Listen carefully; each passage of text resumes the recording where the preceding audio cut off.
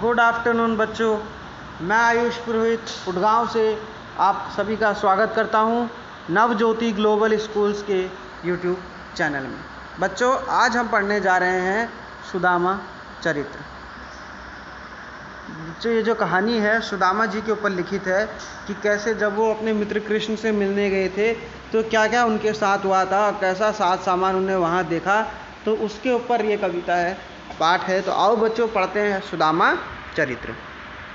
सीसा पगा न झागा तन में प्रभु, जान को अही बसे कहे ग्रामा, धोती पटी सी लुटी दुपट्टी, अरु पाए उपनाम नहीं सामा, द्वार खड़ो दिज निर्बल एक राहो चिक्सो, बहुसुद अभिरामा, पूछत दीन दयाल को धाम, बताओ आपो नाम सुदामा। तो बच्चों कवि कह रहे हैं कि हे प्रभु, हे दीनदयाल, द्वार पर एक आदमी खड़ा है जो कैसा है, काफ़ी दुर्बल है, पतला है, इसके सर पर कोई पगड़ी नहीं है, धोती नहीं है, पता नहीं कौन से गांव से चल के आया है, आपका धाम पूछ रहा है और अपना नाम सुदामा बताता है। ऐसे बेहाल बॉइन सो पग कंटक जाल लगे पुन कोई, जोए हाय महादुख पायो सखा, तुम आए इते न दिन खोए, देख सुदामा दीन दुसा करुणा के सिर के, करुणा निधि रोए, पानी प्रात को छुयो नहीं, नैनन के जल से पग धोए।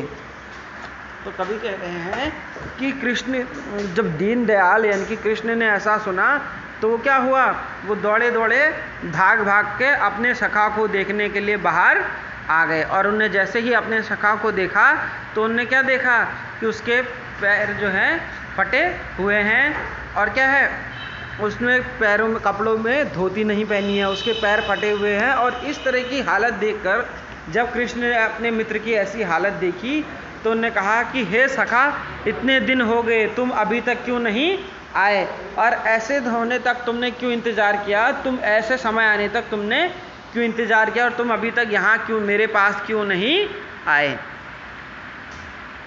कछु भाभी हमको दियो सो काहे न देत, चापी पोटरी कंख में रख काहे रहो देत। तो जब बच्चों ऐसा होता है कि जो सुदामा जी की जो पत्नी होती है भगवान कृष्ण की भाभी, तो वो कहते हैं कि भाभी ने हमारे लिए कुछ दिया होगा, वो तुमने क्यों अपने पास छुपा के रखा है, वो मुझे दे दो।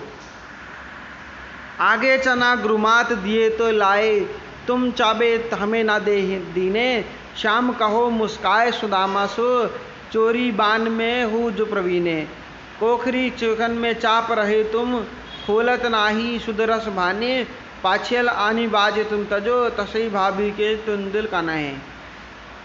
तो कृष्ण कह रहे हैं, हे सुदामा, तुमने ये तो जब गुरु माता ने हमारे लिए जो चने दिए थे वे सब भी तुमने खा लिए थे और हमें चबाने को नहीं दिए थे, सारे चने तुम अकेले अकेले खा गए थे।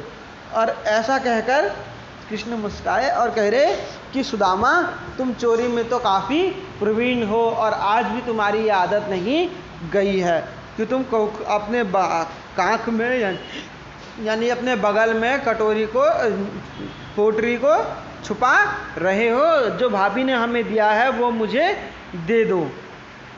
बचपन की ये तुम्हारी आदत अभी भी नहीं गई है, भाभी ने जो मेरे लिए दिया है वो मुझे दे दो। वह पुलकिन वह उठ मलिन वह आदर की बात, वह पठाविन गोपाल की कछु न जानी जात, घर घर अखोत फिरे तनिक दही के काज, कहो भाग जो अब भयो हरि को ठाड़ राज समाज, हो आवत नाही हो वही पाठ ठेले, अब कहो समझायो बहु धन सकेले। तो कवि कह रहे हैं कि जो ऐसा जो सुदामा दे, जब जैसे ही वो कृष्ण के पास गए तो उन्होंने उससे सुदामा जी को अपने पास बैठाया, अपने साथ बैठाया, अपने साथ खिलाया, है ना, और उन्हें आराम करने को कहा। और क्या हुआ, सुदामा से कहा कि तुम्हें कोई ज़रूरत है, तुम्हें धन चाहिए या कोई सहायता चाहिए तो मुझे बताओ और मुझे दे दो। लेकिन क्या हुआ, सुदामा मना कर देते हैं, कृष्ण के द्वारा कुछ भी चीज़ लेने से मना वे कर देते। वैसे ही राज समाज बने, गज बजी घने मन भ्रम संभ्रम छायो, कह दो परायो कहूँ मार्ग भूली, कि फिर अब मैं द्वारिका आयो। भुवन बिलके मन लोचत, सोचत ही सब गांव मझायो, पूछत पांडे फिर फिरे सो, झोपड़ी कहूँ खोज न पायो।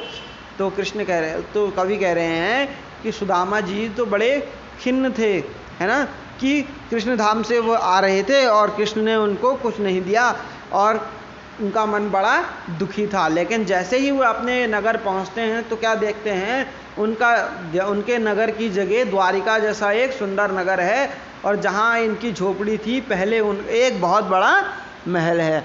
तो इस तरह बड़े महल, बड़ी बड़ी नगरी को देखकर सुदामा चौंक जाते हैं, और सुदामा पांडे से रहा नहीं जाता है, और मन में लालच आता है कि मैं कहीं से द्वारिका तो नहीं आ गया फिर से, और वो गांव के बीच में जाते हैं।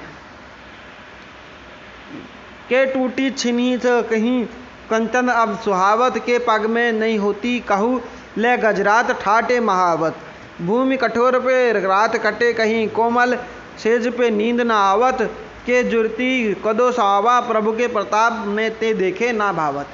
तो नरोत्तम दास जी कहते हैं कि कहाँ जो सुदामा की जो झोपड़ी थी वो टूटी हुई थी, पैरों में चप्पल नहीं थे, लेकिन अब देखो सुदामा को पैदल नहीं चलना पड़ता है, उनके घर के आगे गजराज यानी हाथी खड़े रहते हैं, और हाथी ही नहीं, हाथी के साथ महावत भी खड़े रहते हैं। पैर भूमि पर नहीं रखना पड़ता, भूमि पर पैदल नहीं चलना पड़ता। सोने के लिए उनके लिए क्या है, कोमल सेज सजा रखी है, यानी कि कोमल सेज है। प्रभु के प्रताप में जो आता है प्रभु उसका भया करते हैं। तो बच्चों, मैं आयुष पुरोहित इसी के साथ आपसे विदा लेता हूँ। तब तक के लिए आप अपने घर में रहें, सुरक्षित रहें, और हम फिर से मिलेंगे नए पाठ में। तब तक के लिए आप अपना ख्याल रखें। धन्यवाद।